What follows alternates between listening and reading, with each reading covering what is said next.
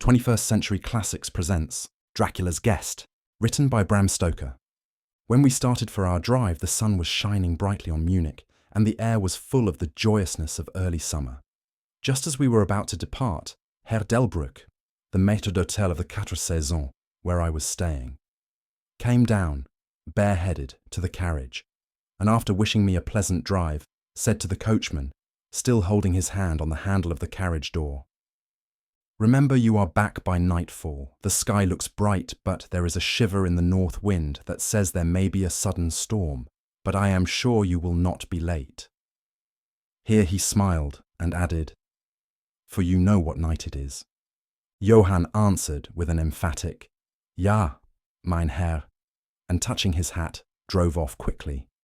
When we had cleared the town, I said, after signalling to him to stop, "Tell me, Johann, what is tonight?"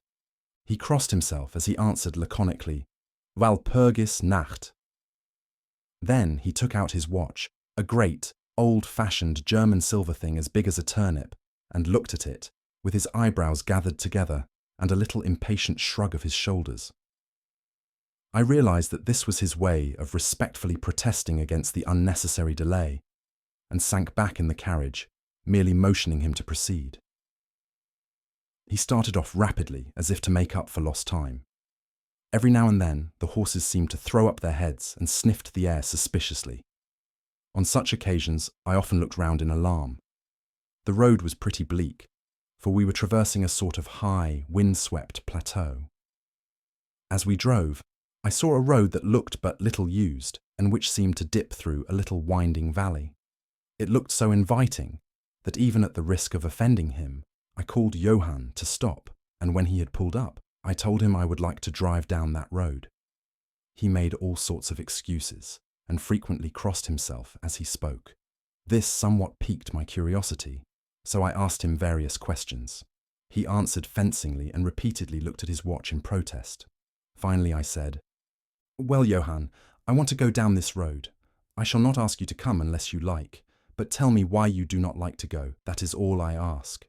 For answer, he seemed to throw himself off the box, so quickly did he reach the ground.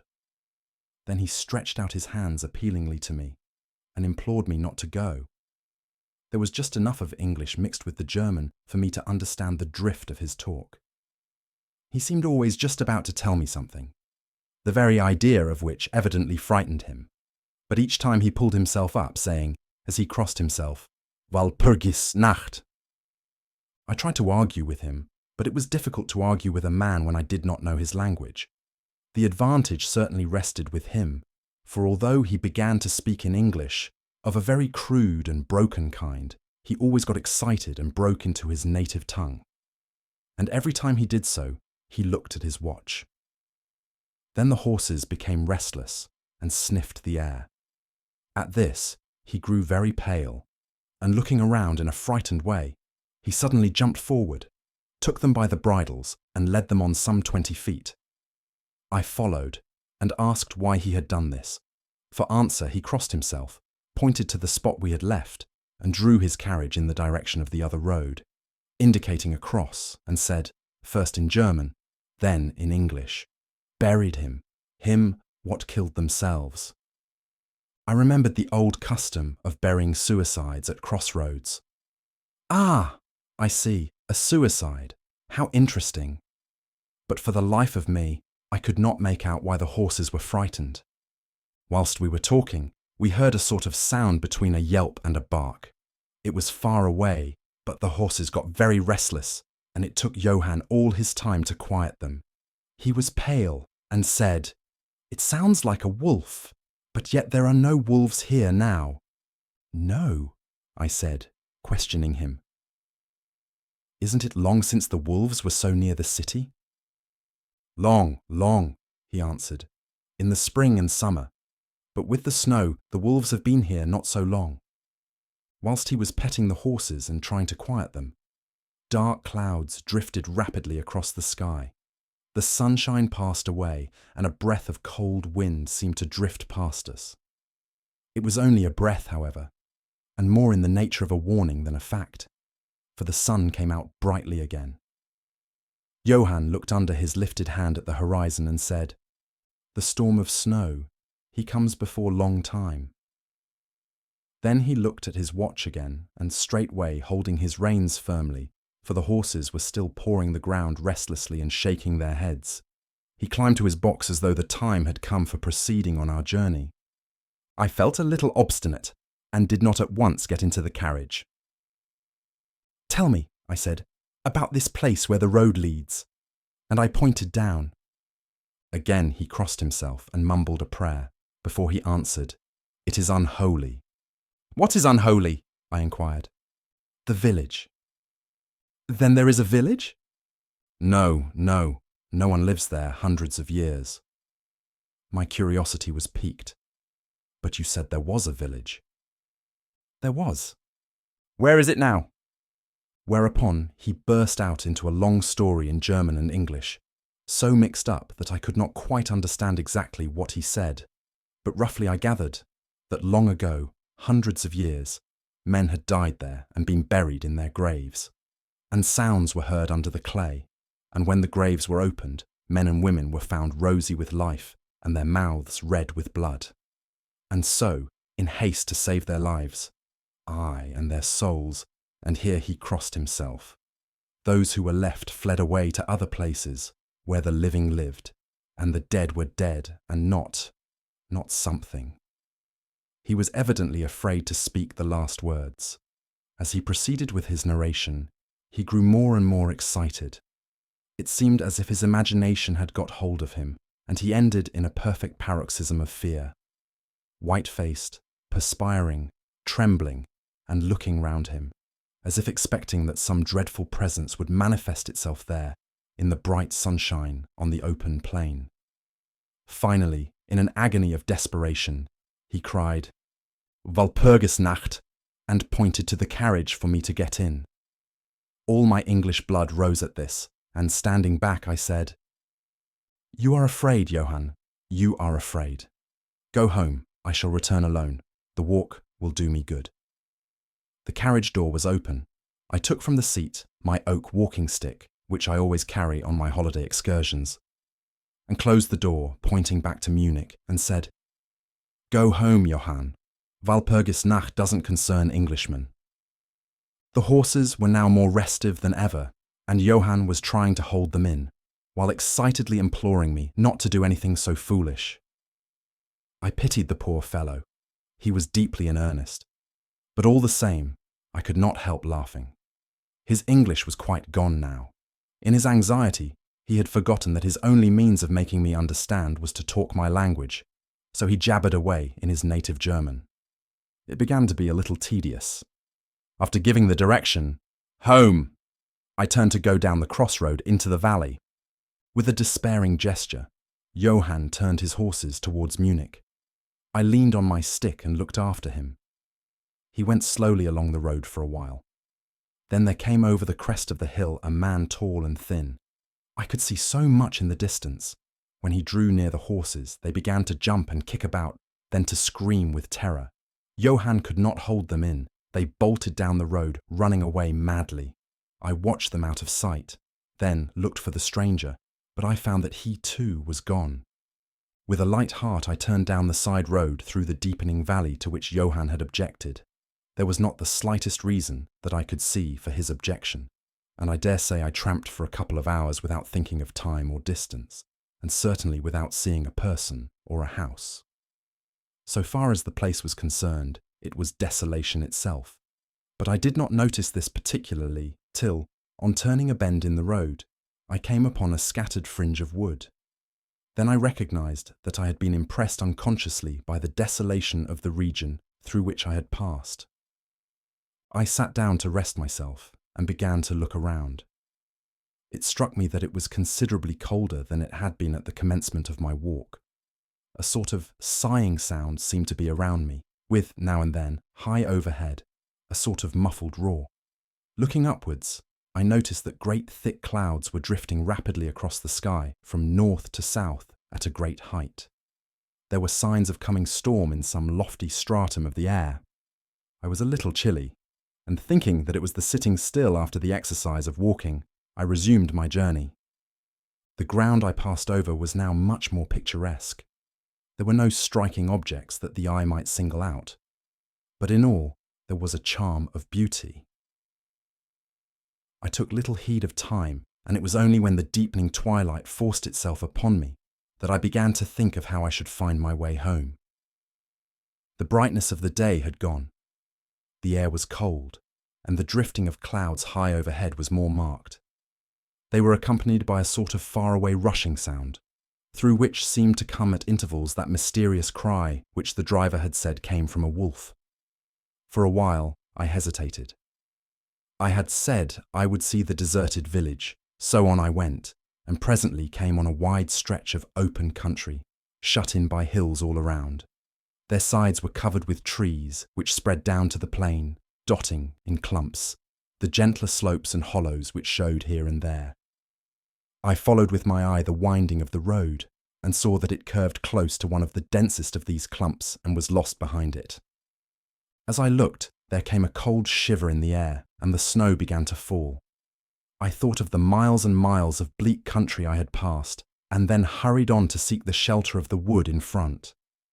Darker and darker grew the sky, and faster and heavier fell the snow, till the earth before and around me was a glistening white carpet, the further edge of which was lost in misty vagueness. The road was here but crude, and when on the level, its boundaries were not so marked as when it passed through the cuttings. And in a little while I found that I must have strayed from it, for I missed underfoot the hard surface, and my feet sank deeper in the grass and moss. Then the wind grew stronger and blew with ever-increasing force, till I was fain to run before it. The air became icy cold, and in spite of my exercise I began to suffer. The snow was now falling so thickly and whirling around me in such rapid eddies that I could hardly keep my eyes open. Every now and then the heavens were torn asunder by vivid lightning, and in the flashes I could see ahead of me a great mass of trees, chiefly yew and cypress, all heavily coated with snow. I was soon amongst the shelter of the trees, and there, in comparative silence, I could hear the rush of the wind high overhead. Presently, the blackness of the storm had become merged in the darkness of the night. By and by, the storm seemed to be passing away. It now only came in fierce puffs or blasts.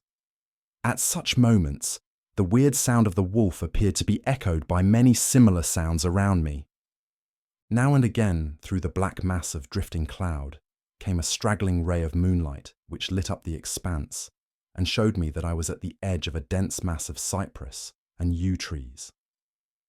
As the snow had ceased to fall, I walked out from the shelter and began to investigate more closely. It appeared to me that, amongst so many old foundations as I had passed, there might be still standing a house in which, though in ruins, I could find some sort of shelter for a while.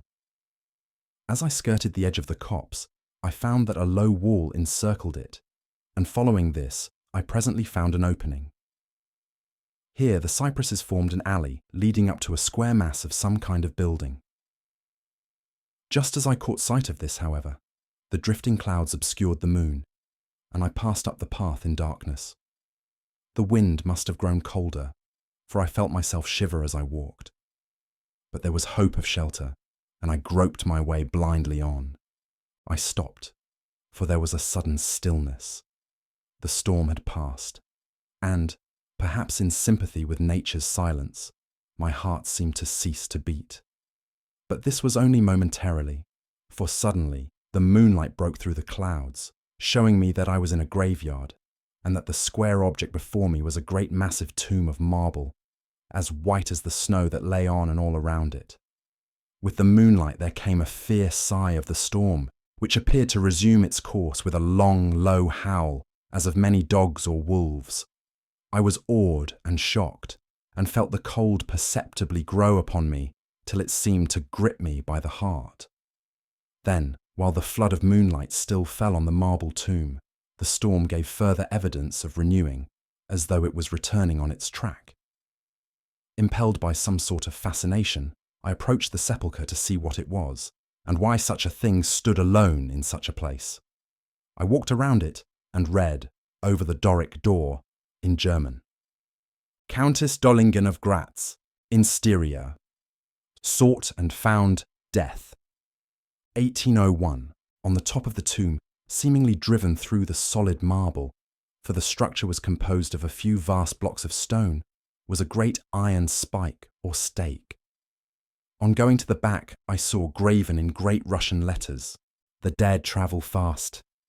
There was something so weird and uncanny about the whole thing that it gave me a turn and made me feel quite faint. I began to wish, for the first time, that I had taken Johann's advice. Here a thought struck me, which came under almost mysterious circumstances, and with a terrible shock.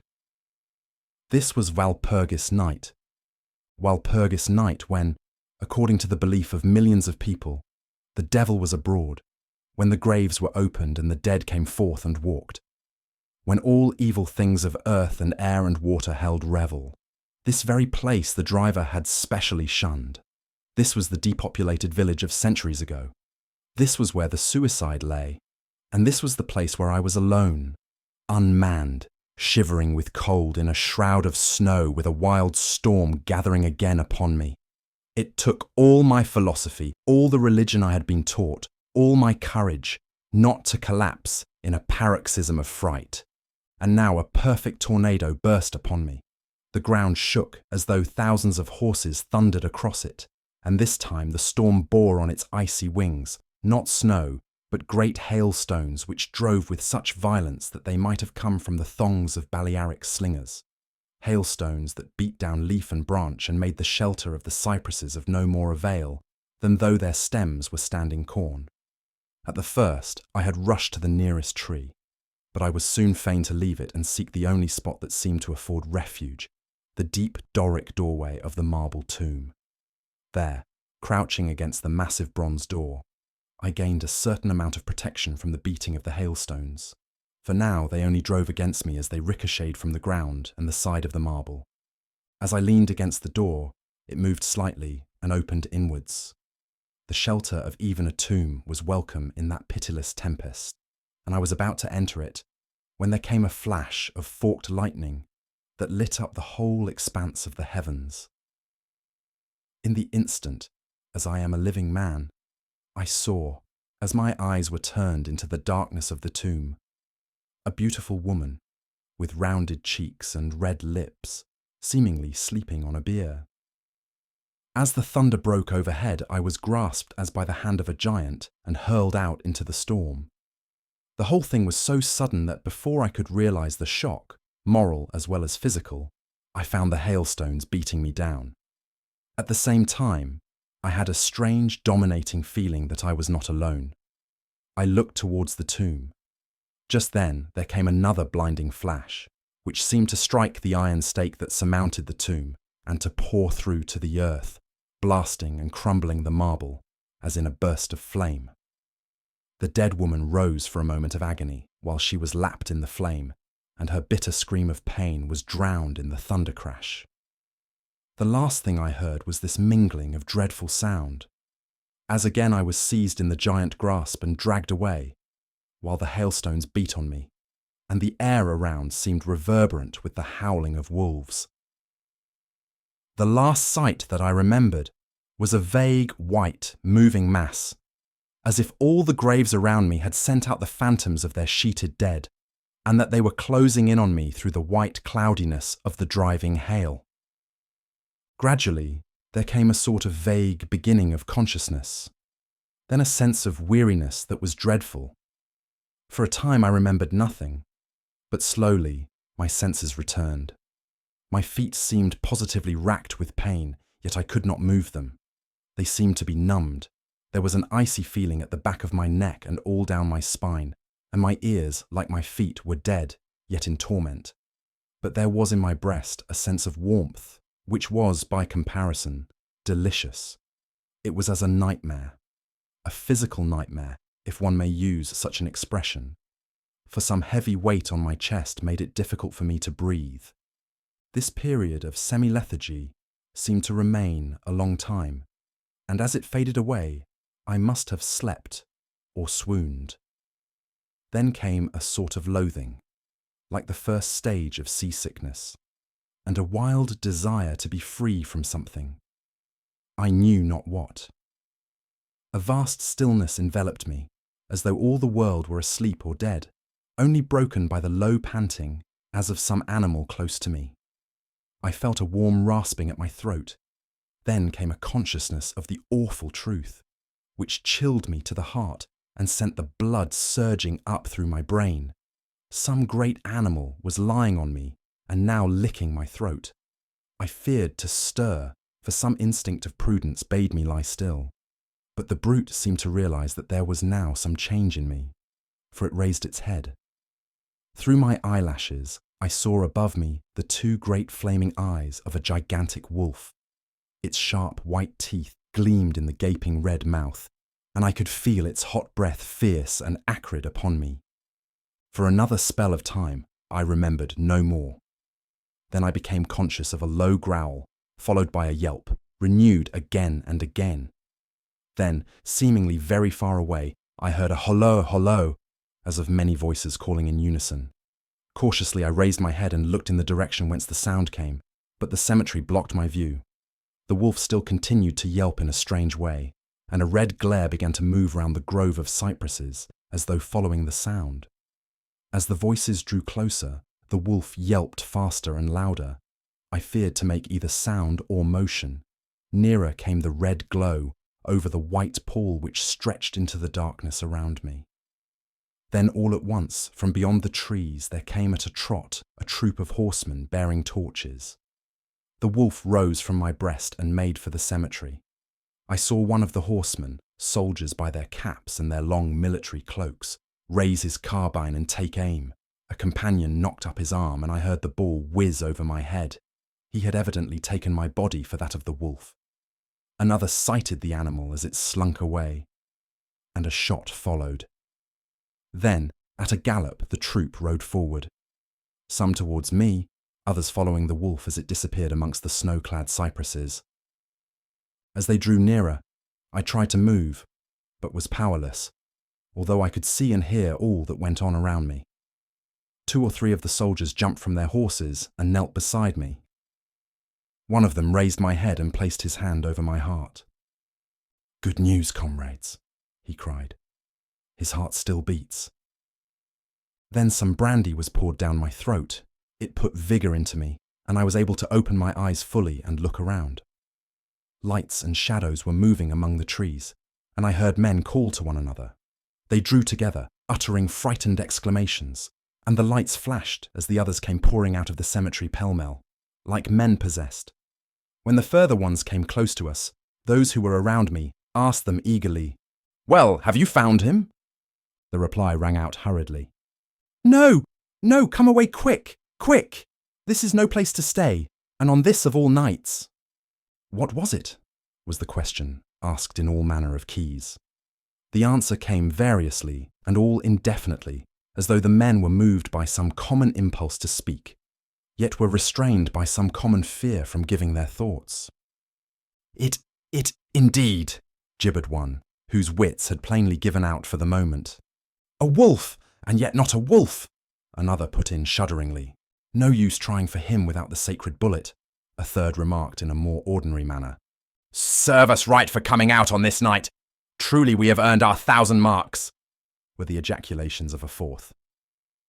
"There was blood on the broken marble," another said after a pause. "The lightning never brought that there. And for him, is he safe? Look at his throat. See, comrades, the wolf has been lying on him and keeping his blood warm." The officer looked at my throat and replied, "He is all right. The skin is not pierced. What does it all mean? We should never have found him but for the yelping of the wolf." "What became of it?" asked the man, who was holding up my head, and who seemed the least panic-stricken of the party, for his hands were steady and without tremor. On his sleeve was the chevron of a petty officer. "It went to its home," answered the man, whose long face was pallid, and who actually shook with terror as he glanced around him fearfully. "There are graves enough there in which it may lie. Come, comrades, come quickly. Let us leave this cursed spot." The officer raised me to a sitting posture as he uttered a word of command. Then several men placed me upon a horse. He sprang to the saddle behind me, took me in his arms, gave the word to advance. and turning our faces away from the cypresses, we rode away in swift military order. As yet my tongue refused its office, and I was perforce silent. I must have fallen asleep, for the next thing I remembered was finding myself standing up, supported by a soldier on each side of me. It was almost broad daylight, and to the north a red streak of sunlight was reflected, like a path of blood, over the waste of snow. The officer was telling the men to say nothing of what they had seen, except that they found an English stranger, guarded by a large dog. "Dog! That was no dog," cut in the man who had exhibited such fear. "I think I know a wolf when I see one." The young officer answered calmly, "I said a dog." "Dog," reiterated the other ironically. It was evident that his courage was rising with the sun, and pointing to me, he said, "Look at his throat. Is that the work of a dog, master?" Instinctively, I raised my hand to my throat, and as I touched it, I cried out in pain. The men crowded round to look, some stooping down from their saddles, and again there came the calm voice of the young officer. "A dog, as I said. If aught else were said, we should only be laughed at." I was then mounted behind a trooper, and we rode on into the suburbs of Munich. Here we came across a stray carriage, into which I was lifted, and it was driven off to the Quatre Saisons, the young officer accompanying me, whilst a trooper followed with his horse, and the others rode off to their barracks. When we arrived, Herr Delbruck rushed so quickly down the steps to meet me that it was apparent he had been watching within. Taking me by both hands, he solicitously led me in. The officer saluted me and was turning to withdraw, when I recognized his purpose and insisted that he should come to my rooms. Over a glass of wine, I warmly thanked him and his brave comrades for saving me. He replied simply that he was more than glad, and that Herr Delbruck had, at the first, taken steps to make all the searching party pleased, at which ambiguous utterance the maître d'hôtel smiled, while the officer pleaded duty and withdrew. "But Herr Delbruck," I inquired, "how and why was it that the soldiers searched for me?" He shrugged his shoulders, as if in depreciation of his own deed, as he replied, "I was so fortunate as to obtain leave from the commander of the regiment in which I served to ask for volunteers." "But how did you know I was lost?" I asked. "The driver came hither with the remains of his carriage, which had been upset when the horses ran away." "But surely you would not send a search party of soldiers merely on this account?" "Oh no," he answered. "But even before the coachman arrived, I had this telegram from the boyar whose guest you are."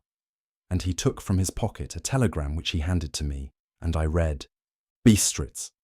Be careful of my guest. His safety is most precious to me.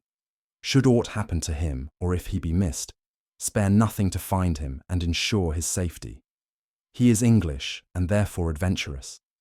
There are often dangers from snow and wolves and night. Lose not a moment if you suspect harm to him. I answer your zeal with my fortune. Dracula." As I held the telegram in my hand, the room seemed to whirl around me, and, if the attentive maître d'hôtel had not caught me, I think I should have fallen. There was something so strange in all this, something so weird and impossible to imagine, that there grew on me a sense of my being in some way the sport of opposite forces, the mere vague idea of which seemed in a way to paralyze me.